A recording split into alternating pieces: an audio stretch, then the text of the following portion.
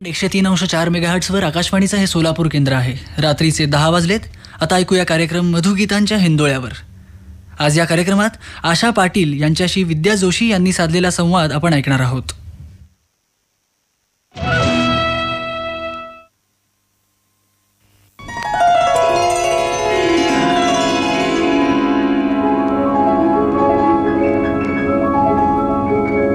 गाणी मनातली.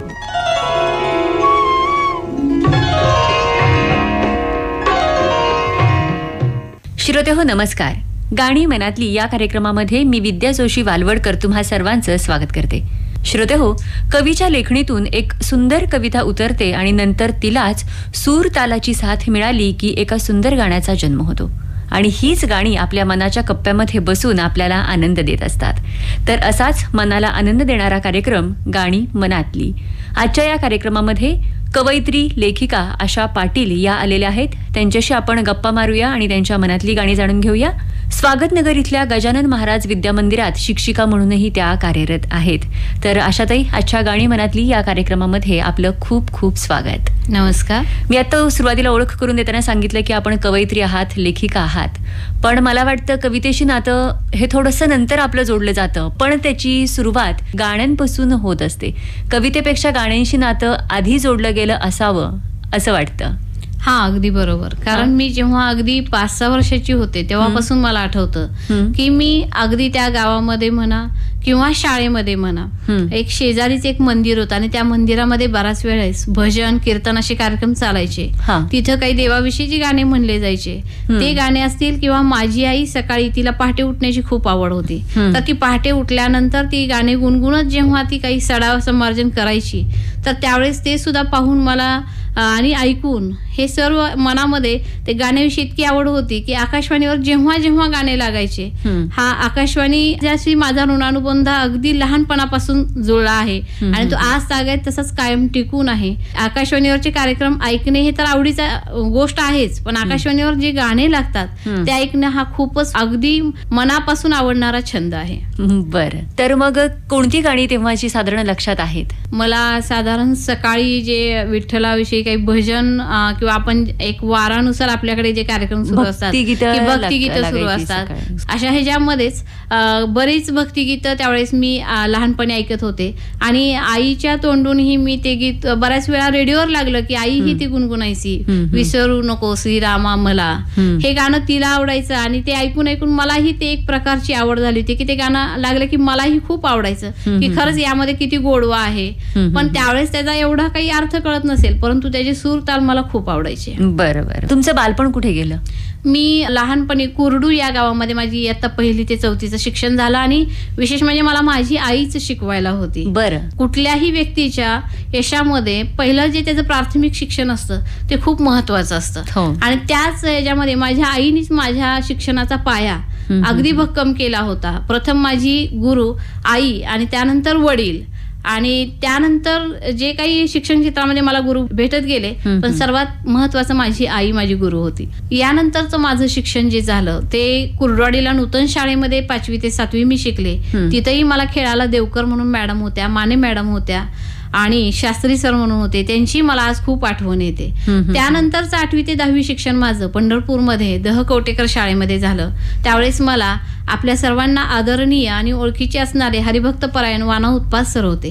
संस्कृत विषय ते आम्हाला शिकवत होते आणि मला असं वाटतं की त्या शाळेतला प्रत्येक शिक्षक हा खरंच खूप गुणवान आहे आणि त्यांनी जे मला 8वी ते 10वी मध्ये जे शिक्षण दिलं त्याचंच एक फलित असेल की मला पुढे जाऊन कवितेची रचना करण्याची प्रेरणा मिळत गेली. माझ्या आईचा जो शिक्षणाचा वसा होता, म्हणजे आम्ही 5 बहिणी आणि 1 भाऊ, तर यामध्ये तिचंही अक्षर खूप सुंदर होतं आणि तिचं म्हणजे मला आठवतं असं, मला तिच्या कवितेच्या ओळी काही आठवणार नाहीत, पण ती बऱ्याच वेळा असं वहीमध्ये काही काही ओळी लिहून ठेवायची, ती मी बऱ्याच वेळा वाचायचे. तर तिचं जे काही शिक्षण शिकवण्याची पद्धत होती ती मला खूप आवडायची आणि मी तिला बघूनच असं ठरवलं की मी ही पुढे जाऊन शिक्षिकाच होणार. आणि विशेष सांगायची गोष्ट म्हणजे आम्ही 5 बहिणींमध्ये 4 जणी शिक्षिका आहोत.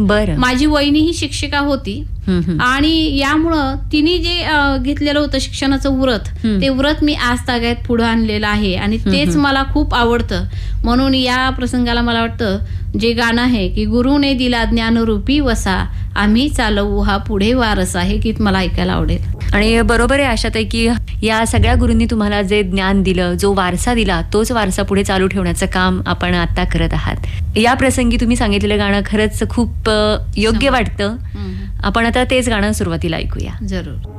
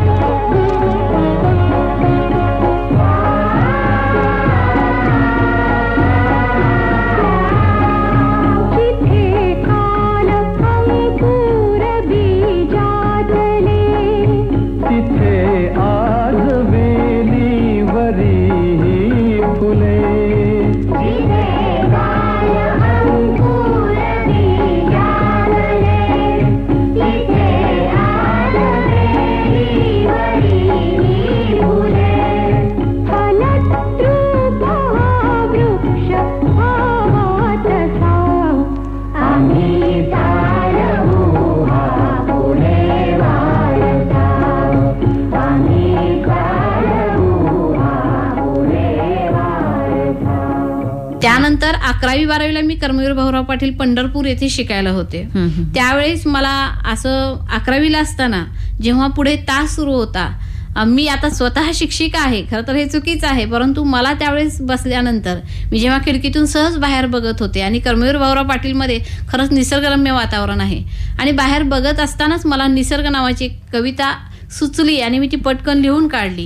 आणि ती मला त्यावेळेस मानसशास्त्र विषय शिकवायला थोरात सर म्हणून होते, त्या सरांना मी दाखवली, त्यांनाही ती खूप आवडली आणि त्यांनी माझी ती रचना भित्तीपत्रकावर काचेमध्ये लावली आणि ती पाहून मला इतका आनंद झाला की एखादा पुरस्कार मिळाल्यानंतर जेवढा आनंद होतो तसा मला आनंद झाला. आणि त्यामध्येच मी असं ठरवलं की आता आपल्याला लिहिता येते, तर हे लिहिणं आपण आता असं सुरू ठेवायचं. मी बऱ्याच निबंध स्पर्धांमध्ये, खेळाच्या स्पर्धांमध्ये सहभागी होत होते, यशस्वीही होत होते. या सर्वांमध्ये माझ्या सगळ्या बहिणींची पण खूप प्रेरणा आहे. बरं बरं बरं. पण मग कसा प्रवास तिथून सुरू झाला? मला तर असं वाटतं की माझी आई जी तिच्या वहीमध्ये काही ओळी लिहित होती आणि माझी थोरली बहीण जी सध्या कोकणामध्ये अलिबागला आहे आणि शिक्षिका आणि लेखिका पण आहे. बरं. आणि आणखीन एक बहीण आहे जी लातूरमध्ये आहे. शिक्षण तिचं एमफिल झालेलं आहे, हिंदी विषयामध्ये एमफिल आहे, परंतु लिहिण्यामध्ये तिचा विषय मराठी आहे. खूप उत्कृष्ट व्याख्यान देणे, कविता सादर करणे, साहित्य संमेलनात जाणे आणि तिची पण 3-4 पुस्तकं आतापर्यंत प्रकाशित झालेली आहेत. तर या सगळ्यांचाच एक प्रेरणास्थान माझ्या ठिकाणी जागृत झालेलं असणार आहे की आई आणि बहिणी. आणि मला मिळालेली तिची जी अध्यापन लहानपणी तिने जे माझ्यावर केलं आणि मला जे गुरु लाभत गेले, त्या सर्वांचंच हे सार असावं की मला ह्या लेखनाची प्रेरणा मिळत गेली. त्यापुढे मी जरी कविता लेखन करत होते तरी कथा कधी लिहिलेली नव्हती. परंतु जेव्हा एकदा एक स्पर्धा साने गुरुजी कथामालेतर्फे कथा स्पर्धा स्वरचित कथा स्पर्धा आली होती, त्यांनी आवाहन केलं होतं, त्यावेळेस मी प्रथम माझी रखमा नावाची कथा लिहिली होती. ती कथा सहजच लिहिली होती, अगदी माझ्या मनामध्ये जो काही सहज विचार येत होता त्यावर लिहिलेली होती. पण ती कथा एवढी प्रसिद्धीला आली की तीच कथा जीवन शिक्षण या शैक्षणिक मासिकामध्ये छापली गेली. आणि या कथेला लिहिल्यानंतर मी सादर केली त्यावेळेस तर त्याला बक्षीस पण मिळालं. आणि मला असं वाटत गेलं की खरंच आपण जसं कविता पहिली आपण लिहिली आणि ती छापली गेली तशी कथा सुद्धा तिला बक्षीस मिळालं, म्हणजे आपण लिहितोय चांगलं तर आपण हे काम तसंच सुरू ठेवायला पाहिजे. आणि यामध्ये साहित्य क्षेत्रात मला खरी प्रेरणा सौ निर्मला मठपती या मॅडम आहेत त्यांच्याकडून मिळाली. आणि त्याला पुढंच असे अवधूत मामाने सर असतील, शोभना सागर असतील, लता अध्यापक, वंदना कुलकर्णी, शांता क्षीरसागर, रेणुका बुदारम या सर्व सख्यांचे सुद्धा मला सहकार्य खूप मिळाले. कारण या क्षेत्रामध्ये असं म्हणतात की खूप अडचणी येतात, पण मला तर तसं काही मिळालं नाही. आणि माझ्या गुरूंचं म्हणजे निर्मलाताईंचं म्हणणं असं असतं की ज्याच्या अंगात प्रतिभा आहे ती कधीच मागं पडत नसतो, तो माणूस नक्कीच पुढे येतो. म्हणजे त्याच्या अंगामध्ये प्रेरणा घेण्याची ताकद असते आणि प्रतिभा तो फुलवू शकतो. आणि म्हणूनच मी आज साहित्य क्षेत्रामध्ये आज माझी 6 पुस्तकं आहेत आणि मी अनेक वृत्तपत्रामध्ये लेखन करते, दिपाळी अंकात लिखाण करते. ह्या सर्वांचं प्रेरणास्थान माझे आई वडील आहेतच, बहिणी आहेतच, परंतु सध्या ह्या निर्मलाताईंकडून मी खूप मोठा प्रेरणा घेतलेली आहे. तुम्ही आता सांगितलं की 6 पुस्तकं आहेत, त्यापैकी आठवणींचा पाऊस आणि बिलबदल ही 2 काव्यसंग्रह तुमचे प्रकाशित आहेत. त्याचबरोबर बंटीची फजिती, शूरवीर आणि अमृतफल हे बालकथा संग्रह आणि आत्मनाद हा कथासंग्रह पण आपला आहे. चालेल, आपण आणखीनही गप्पा मारूया, पण आता आपण कोणतं गाणं ऐकायचं? माझा एक प्रसंग सांगेन या प्रसंगी या गाण्यासाठी मी की माझं जेव्हा लग्न झालं, म्हणजे मला 5 बहिणी आणि 1 भाऊ. माझे वडील शेतकरी होते आणि घरंदाज पंढरपूरचे जे बहादुले आहेत त्या घराण्यातली माझं माहेर आहे. तर त्या घराण्यात स्वातंत्र्य सैनिक होऊन गेले, मोठे मोठे उद्योगधंदे त्यांच्याकडे होते, पण माझ्या वडिलांकडे शेती हा व्यवसाय आलेला होता. तर स्वभावाने ते खूप कणखर होते, कधी असे भावनाशील नव्हते. परंतु माझ्या लग्नाच्या वेळेस मात्र जेव्हा ते मला पाठवणी चाललेली होती त्यावेळेस ते मात्र त्यांच्या डोळ्यात अश्रू बघितल्यावर सगळ्यांना खूप नवल वाटलं. इतकेच काय माझ्या आईला सुद्धा नवल वाटलं की या माणसाच्या डोळ्यात अश्रू. आणि मी तर एकदम लहान असल्यामुळं मला तर त्यावेळेस अगदी अश्रूंचा बांधच फुटलेला होता. आणि मग त्यावेळेसच मला गाणं आठवतं त्या एक प्रसंगाला अनुसरून की बाबुल की दुआए लेती जा तुझको सुखी संसार मिले. हे गाणं जेव्हा जेव्हा मी ऐकते तेव्हा मला तोच प्रसंग सारखा डोळ्यासमोर येतो. ऐकूया आपण. बाबुल की दुआएं लेती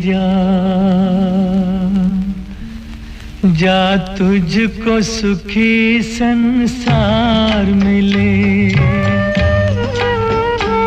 बाबुल की दुआएं लेती जा तुझको सुखी संसार मिले. मैके की कभी ना याद आए, ससुराल में इतना प्यार मिले. बाबुल की दुआएं लेती जा तुझको सुखी संसार मिले.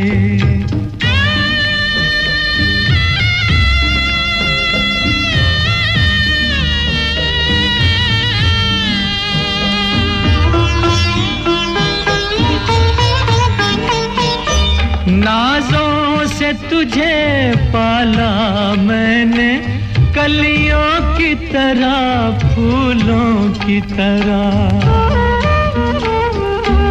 बचपन में झुलाया है तुझको बाहों ने मेरी झूलों की तरह. मेरे बाग की ऐ नाजुक डाली, तुझे हर पल नई बहार मिले.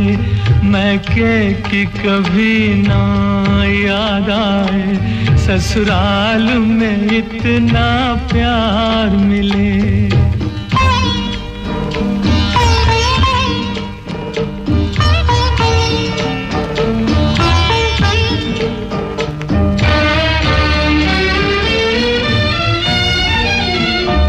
जिस घर से बंधे हैं भाग तेरे, उस घर में सदा तेरा राज रहे। होठों पे हंसी की धूप खिले, माथे पे खुशी का ताज रहे। कभी जिसकी जोत ना हो फीकी, तुझे ऐसा रूप सिंगार मिले, मैं कि कभी ना याद आए, ससुराल में इतना प्यार मिले। श्रोते हो, गाणी मनातली या कार्यक्रमामध्ये आज आपण आशा पाटील यांच्याशी गप्पा मारत आहोत आणि त्याचबरोबर त्यांच्या मनातली गाणी सुद्धा आपण ऐकत आहोत. आशाताई, आपले आठवणींचा पाऊस आणि बिलबदल हे 2 कविता संग्रह तुमचे प्रकाशित झालेले आहेत. हो. तर आम्हाला एखादी कविता ऐकायला नक्कीच आवडेल आता. जरूर. मला प्रेरणास्थान असणारी स्त्रीच होती आणि म्हणूनच मी स्त्री नावाची एक कविता आपल्यासमोर सादर करते. माता होऊनी सृष्टीदात्या निर्मिले, माता होऊनी सृष्टीदात्या निर्मिले, रणचंडी बनवूनी जग जिंकले. गर्भी माझ्या रत्नदीप जन्मले, गर्भी माझ्या रत्नदीप जन्मले, भूत भविष्य वर्तमान प्रकाशिले. कितीतरी संकट आले गेले, कितीतरी संकट आले गेले, मात करणे धर्म मानले. हर एक क्षेत्र मी जिंकले, हर एक क्षेत्र मी जिंकले, गृहिणी होण्याचे दान मागितले. मी होते सबला आधीही, मी होते सबला आधीही, मी न अबला कधीही, मी न अबला कधीही. अरे वा. बऱ्याच स्त्रियांना आपल्यामधल्या सुप्त गुणांची जाणीव नसते आणि त्यामुळं त्या बऱ्याच वेळेस होणाऱ्या अन्यायाला सहन करण्याच्या पलीकडे त्या काहीच करत नाहीत. तर खरं तर त्यांनी आपल्यामधल्या सुप्त जाणीवांना जागृत करायला पाहिजे आणि आपल्यामधल्या शक्ती जागृत केल्यानंतर आपोआपच त्या स्वतःचा उद्धार करू शकतात असं मला वाटतं. मगाशी सांगितले की आपला काव्यसंग्रह आहे, बालकथा संग्रह आहे आणि त्याचबरोबर कथासंग्रह पण आपला नुकताच प्रकाशित झालेला आहे आणि त्याचबरोबर अनेक वर्तमानपत्र, दिवाळी अंक यामधून पण आपण काही वैचारिक म्हणा असे लेख आपण लिहित असता. तर खरं तर हे 3ही वेगवेगळे प्रकार आहेत. यासाठी बराच अभ्यास, बरंच वाचन, बरंच चिंतन मनन लागतं. तर ह्या सगळ्या आघाड्यांवर आपण कसं काय हे सगळं जुळवून आणता आणि त्याचबरोबर आपण शिक्षिका आहात, गृहिणी आहात, हे सगळ्याच आघाड्या सांभाळायचं खरं तर खूप जिकरीचं काम असतं. मला वाटतं की या सर्व आघाड्या सांभाळण्यामध्ये मला माझ्या सासरच्यांचा, पतींचा, अरुण रामचंद्र पाटील जे शिक्षक आहेत आणि लक्ष्मी दहिवडी या गावचे जे पाटील आम्ही सर्व, या सर्वांचा मला खूप छान पाठिंबा मिळालेला आहे. बरोबर आहे की अनेक आघाड्या सांभाळत असताना आपल्या मनाची आणि आपली जी शारीरिक स्थिती होते ती बराच वेळा त्रासदायक असते. परंतु मी इथं बऱ्याच वेळा एक केलेलं आहे की मी जेव्हा काव्य लिहिते त्यावेळेस आपल्याला मोजक्या शब्दात भरपूर मतितार्थ सांगायचा असतो. पण बालकथा जेव्हा लिहायची असते, मला एक फायदा माझ्या शाळेचा सध्या असा आहे की या शाळेने मला भरभरून दिलं आणि मी त्या शाळेतील विद्यार्थ्यांचा सर्वांगीण विकास साधण्याचा प्रयत्न आटोकाट करते. आजपर्यंत प्रत्येक सुवर्ण संधीचा फायदा करून देण्याचा प्रयत्न मी त्या विद्यार्थ्यांना करते. या विद्यार्थ्यांना अध्यापन करत असताना बराच वेळा त्यांच्या ज्या काही समस्या असतात, त्यांच्या जीवनातल्या ज्या काही अडचणी असतात, तर त्या अडचणींमुळे मला बऱ्याच कथा सापडत जातात. त्या विद्यार्थ्यांमध्येच मला कथा सापडत जातात. माझी जी शाळा आहे ती कामगार वस्तीतली शाळा आहे आणि त्या कामगार वस्तीतल्या शाळेमध्ये विद्यार्थ्यांना जगण्यासाठी तर झगडावंच लागतं, पण शिक्षणासाठी आज इतकं जरी शिक्षण पुढे चाललेलं आहे, सरकारकडून मोफत सगळं मिळत आहे, तरी सुद्धा त्या शिक्षणामध्ये काही अनेक अटीतटी त्यांच्यासाठी पालकांकडून असतात आणि त्यातून त्यांना ते शिकावं लागतं, शिक्षण घ्यावं लागतं. तर या सर्व मला कथाची बीजे इथंच सापडत जातात. खरं तर लहान मुलांच्या कथा लिहित असताना लहान मुलांच्या भावनिक विश्वात यावं लागतं. मोठ्यांच्या कथा लिहिणं किंवा कुठलंही साहित्य निर्मिती तितकी सोपी नसते. परंतु मला या शाळेमध्ये 1ली ते 7वी साठी मी अध्यापन करते, तर त्याचा खूप फायदा होतो कारण या मुलांकडूनच मी अनुभव घेत जाते. मला इथे एक गोष्ट सांगावीशी वाटते की मी जेव्हा ETV वर गेले होते, चिन्मय मांडलेकर जे आहेत त्यांच्या सोबत आम्ही काम केलेलं आहे 8 दिवस, तर मी तिथं स्वओळखसाठी एक कविता सादर केली होती. ती चिन्मय मांडलेकरांना तर आवडलीच, परंतु त्यावेळेस इथं जे काही परीक्षक होते त्यांना पण ती खूप आवडली. त्या प्रत्येकाने मला विचारलं की मॅडम किती सुंदर कविता आहे, खरं तुम्ही रचली आहे का. सो ओळखची पण कविता आवडली त्यांना. आणि पुन्हा मी महाराष्ट्रीयन वेशभूषा केली होती, त्यावरची पण ती पूर्ण अलंकाराची जी मी कविता सादर केली होती ती पण खूप आवडली सगळ्यांना. आणि त्यामुळं असं होत गेलं की लेखनामध्ये हळूहळू एखाद्या वेळेस आपल्याला कौतुकाची थाप मिळाली की माणूस जसा पुढे सरकत जातो तसं मला असे प्रत्येकांच्याकडून जी वाहवा मिळत गेली, त्यामुळे माझं लेखन जास्तीत जास्त फुलत गेलं असं म्हणायला काहीच हरकत नाही. अरे वा. आशाताई, आपण वेगवेगळ्या प्रकारच्या साहित्याचं लेखन करता, पण असं असतं की काही लेखक, काही कवी यांचं साहित्य आपल्याला खूप भावतं, तर अशी काही सांगता येतील का तुम्हाला नावं? हो जरूर. माझ्या आतापर्यंतच्या जीवन प्रवासात मला आपल्या मराठीतले गाणे खूप आवडतात. कारण हिंदी आणि मराठी जी जुनी गाणी आहेत ती गाणी ऐकली की असं वाटतं की त्यातला जे काही एक एक शब्द आहे तो आपल्या जीवनाशी निगडीत असतो. त्यातलेच काही कवी म्हणताल तर जगदीश खेबुडकर, प्रवीण दवणे हे जे आहेत, किंवा नाधो महानोर आहेत, गरी माडगुळकर आहेत, विठ्ठल वाघ, हे असे बरेच कवी आहेत की त्यांच्या कविता वाचल्यानंतर आपण अगदी आपल्या जीवनावर त्या लिहिलेल्या आहेत असं वाटायला सुरुवात होते. आपल्या जीवनाशी एकरूप आहेत असंही वाटायला लागतं. त्यातलाच विठ्ठल वाघ यांची काळ्या मातीत मातीत ही कविता की जे गीत पुढं सिनेमामध्ये झालं, तर ते तर मला खूपच आवडतं. कारण माझे वडील शेतकरी होते. बरं. आई शिक्षिका होती आणि वडील शेतकरी होते. पण शेतीमध्येही त्यांचं जे काही राबणं होतं ते पाहिल्यानंतर मला ते गीत आठवलं की नेहमी मला असं वडील तिथं ते टिफन घेऊन चाललेत असंच वाटायचं. आणि आम्ही वडिलांबरोबर शेतीमध्येही बराच वेळा गेलेलो आहे, शेतामध्येही गेलेलो आहोत. अभिमान वाटतो की माझे वडील शेतकरी होते. म्हणूनच मी त्यांच्या आठवणीसाठी म्हणून हे गाणं मला खूप ऐकायला आवडेल. काळ्या मातीत मातीत.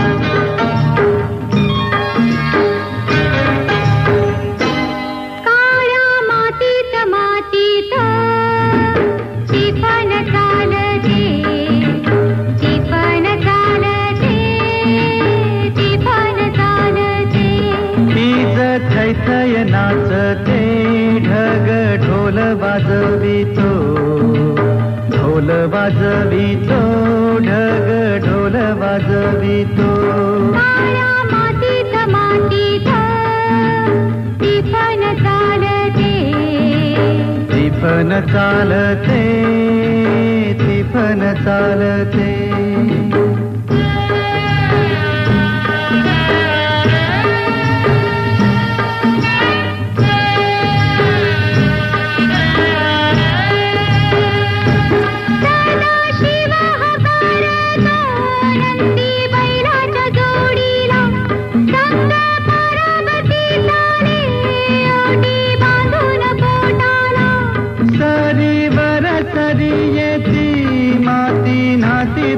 होते कस्तुरीच्या सुवासान भूल जीवाला पडते, भूल जीवाला पडते. वाट राघूची पाहते, राघूची पण हानतो मैना वाटुली पाहते. काळ्या मातीत मातीत टिफन चालते, टिफन चालते, टिफन चालते. सर्जा हर माझ्या ढवळ्या हर माझ्या पवळ्या हर माझ्या आहा.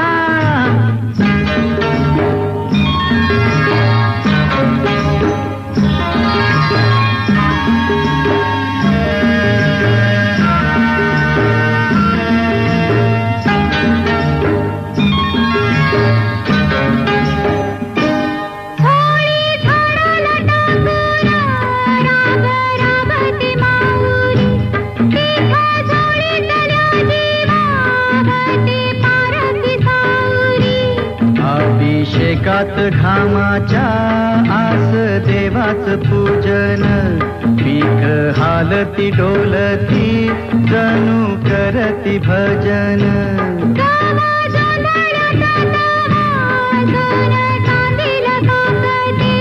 जशी चांदील काकते कपाशी फुलते. मातीत मातीत टिफन चालते, टिफन चालते, टिफन चालते. आशाताई, आपण गजानन महाराज विद्या मंदिर या ठिकाणी तुम्ही शिक्षिका म्हणून कार्यरत आहात. कामगार वस्तीतली ही शाळा इतरांपेक्षा असे थोडेसे काही वेगळे अनुभव कारकिर्दीमध्ये तुम्हाला आलेले असतील, तर काय सांगाल? ज्या कामगारांचं पोट हातावर असतं त्यांना अगदी काही टक्के पालक असे असतात की त्यांना आपल्या पाल्याच्या शिक्षणाची आवड असते, ओढ असते, ते काळजी करतात, त्याचं महत्व पण त्यांना माहिती असतं आणि त्याचं महत्वही त्यांना माहिती असतं. पण बरेच पालक असे असतात की त्यांना त्याचं महत्वच नसतं. शाळेमध्ये मी बघितलंय माझ्या कारकिर्दीमध्ये की बरेच विद्यार्थी जरी असं असले तरी हे विद्यार्थी खूप हुशार असतात. हो, माझ्या हाताखालून शिकून गेलेले बरेच विद्यार्थी आता एक शिक्षिका म्हणून होऊन गेली आणि तिने अगदी परत येऊन जेव्हा भेटली आणि तिने मला अगदी पायाला स्पर्श करून मॅडम तुमचीच ही सर्व आशीर्वाद आहेत असं जेव्हा तेव्हा म्हणाली, तेव्हा काहीतरी एक मोठा सन्मान केल्यासारखा मला वाटला. आपण जे काही शिकवतो त्यातून विद्यार्थी घडणं हेच मोठं ध्येय शिक्षणाचं असतं. आणि बरेच आतापर्यंत मुंबईला एक मोठा इंजिनियर पण आहे आमचा विद्यार्थी, आणि परदेशात एक विद्यार्थी आहे. कारण सांगण्याची ही गोष्ट मोठी का वाटते की बऱ्याच मोठ्या शाळेतले विद्यार्थी मोठे मोठे होतात, पोलीस होत असतील, डॉक्टर होत असतील, परंतु कामगार वस्तीतल्या शाळेतून विद्यार्थी जेव्हा मोठा होतो तेव्हा तो शिक्षकासाठी खरंच अभिमानास्पद ही गोष्ट असते. बरोबर. आणि मलाही या गोष्टीचा खूप अभिमान वाटतो की माझ्या एका विद्यार्थ्यांनी सध्या कॉम्प्युटर सेंटर काढलं होतं आणि त्याच्या उद्घाटनाला मला बोलवलं होतं. मला एवढा आनंद झाला होता की खरंच असं वाटलं की यापेक्षा आणखीन शिक्षकाला काय हवं असतं. शिक्षकाचं खरं समाधान यामध्येच असतं. बरोबर असं मला वाटतं. आशाताई, आपल्या कार्यक्रमाची वेळ संपत येते आणि बोलण्यासारखं खरं तर भरपूर आहे. तुमचा परिचय वाचताना एक दिसून आलं की आपल्या काव्यसंग्रहाला पुरस्कारही मिळालेले आहेत, तर त्याबद्दल सांगाल आम्हाला थोडंसं? जरूर. माझ्या पहिला जो आठवणींचा पाऊस हा काव्यसंग्रह होता. खरं तर ह्याची एक गोष्ट म्हणजे माझे सासरे माझ्यासाठी खूप पाठिंबा देणारे आणि प्रेरक होते. तर ते गेल्यानंतर मी पहिला काव्यसंग्रह त्यांच्या पहिल्या पुण्यतिथीला सर्वांना एक त्यांची एक आठवण स्मृती म्हणून दिला होता आणि म्हणूनच त्याचं नाव आठवणींचा पाऊस हे ठेवलं होतं. या आठवणींच्या पाऊसला साहित्य क्षेत्रातला पुरस्कार मिळालाच आणि बिलबदल हे पुस्तक आम्ही तिघी बहिणी मिळून जो काही काव्यसंग्रह लिहिलेला होता, तर त्या काव्यसंग्रहालाही बहिणाबाई चौधरी हा अकोल्याचा पुरस्कार त्यांनी आम्हाला दिलेला होता. म्हणजे त्यांनी आम्हाला ही खास बाब नोंद केलेली होती की महाराष्ट्रातून अशा प्रकारचं बहिणींचं एकत्रित असणारं हे पहिलं पुस्तक आहे. त्यामुळे मला त्याही गोष्टीचं खूप अभिमान वाटतो. अरे वा. साहित्य क्षेत्रामध्ये जसे पुरस्कार मिळाले तसेच मला शिक्षण क्षेत्रामध्येही आतापर्यंत 7 पुरस्कार मिळालेले आहेत. प्रथम पुरस्काराची आठवण मला सांगण्यासारखी वाटते की मी बालभारतीमध्ये जीवन शिक्षण कार्यशाळेसाठी माझी निवड झाली होती, लेखन कार्यशाळेसाठी. आणि तिथं गेल्यानंतर मला फोन आला इकडून सोलापूरून की मॅडम तुम्हाला असं एक आदर्श शिक्षिका पुरस्कार द्यायचा आहे. त्यावेळेस मी त्यांना बोलले की मला असं वाटत नाहीये की मी आदर्श शिक्षिका पुरस्कार घेण्याची माझी आणखीन तेवढी क्षमता आहे. तर ते म्हणाले नाही मॅडम, तुम्ही आम्हाला योग्य वाटत आहात म्हणून तो पुरस्कार स्वीकारा. आणि म्हणून मला प्रथम तो पुरस्कार आठवणीत राहण्यासारखा आहे. जनसेवा शिक्षक संघटनेकडून 2009-10चा हा पुरस्कार मला मिळाला होता. या पुरस्कारानंतर मला अनेक पुरस्कार मिळत गेले. वृत्तपत्र लेखनासाठीही पुरस्कार मिळाला. त्यानंतर अनेक कथांनाही माझ्या पुरस्कार मिळालेला आहे, नंबर आलेले आहेत. कविता ही मसापमध्ये पण बऱ्याच वेळा त्याचा प्रथम क्रमांक कधी द्वितीय क्रमांक आलेला आहे. त्यामुळे एकंदरीत असं होत गेलं की मला या पुरस्कारांनी प्रोत्साहन मिळत गेलं. खरं तर प्रोत्साहन मिळणं, शाबासकीची थाप मिळणं हे खूप गरजेचं असतं. बरोबर. आपल्या कार्यक्रमाची वेळ संपत येते, आपण मग समारोप कोणत्या गाण्यानं करायचा? मला इथं एकच सांगावंसं वाटतं की खरं तर प्रत्येकाच्या जीवनामध्ये ऊन सावलीचा जो खेळ असतो तसा सुखदुःखाचा एक प्रकारचा खेळ तो दैव शक्तीनुसार खेळला जात असतो असं मला वाटतं. कारण माझ्या जीवनामध्ये 2000 साली म्हणजे मला फक्त पहिला 1 नंबरचा छोटा मुलगा आदेश होता, तर त्यावेळेस अशी घटना घडली की माझी आई 2000 साली गेली. मी अगदीच 22 वर्षाची त्यावेळेस होते आणि त्यानंतर अगदी मी त्यातनं सावरणंही कठीण होतं. मला एकदमच असं उदास वाटत होतं. तर त्यावेळेस माझ्या मिस्टरांनी खूप साथ दिली आणि या दुःखातून बाहेर काढलं त्यांनी. आणि तेव्हापासूनच माझं लेखन आणखीन जास्त फुलत गेलं. माझ्या लेखनाच्या विषयामध्ये माझ्या मनातलं दुःख मी उतरवत गेले. त्यानंतर 2006 साली माझे वडील पण गेले. त्या दुःखातून मी सावरू शकले माझ्या सासरच्या लोकांमुळं.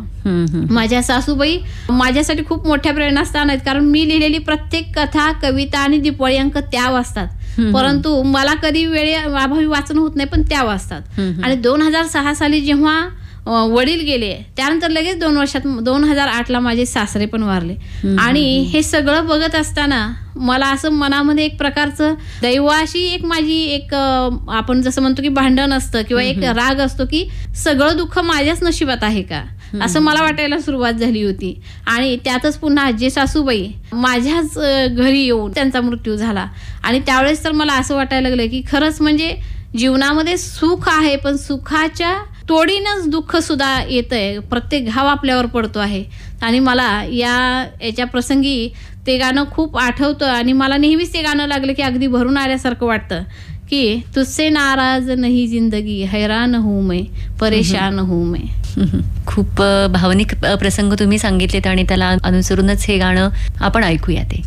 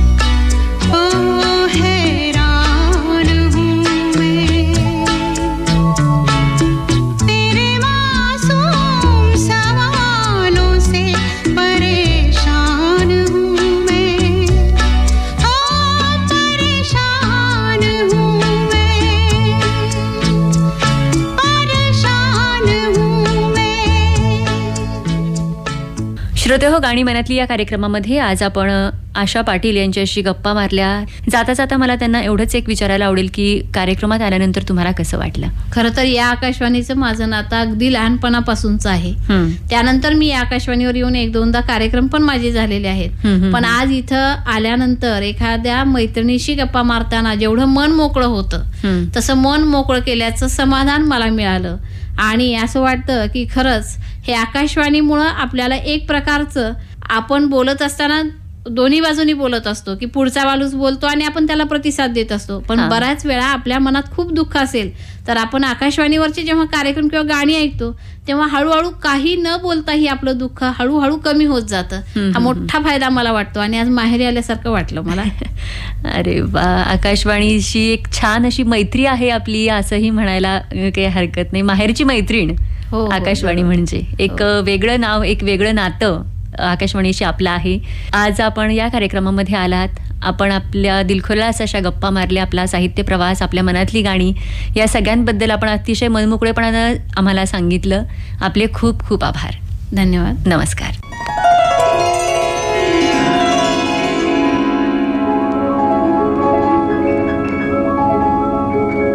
गाणी मनातली.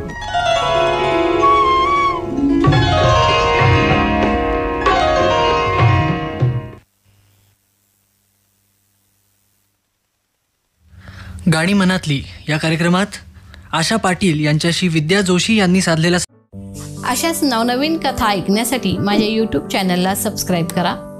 तसेच नवनवीन कथा आणि कविता वाचण्यासाठी milekhika.com या माझ्या साईटवर या कथा आपल्याला वाचण्यास उपलब्ध होतील. त्याची लिंक मी खाली दिलेलीच आहे. धन्यवाद.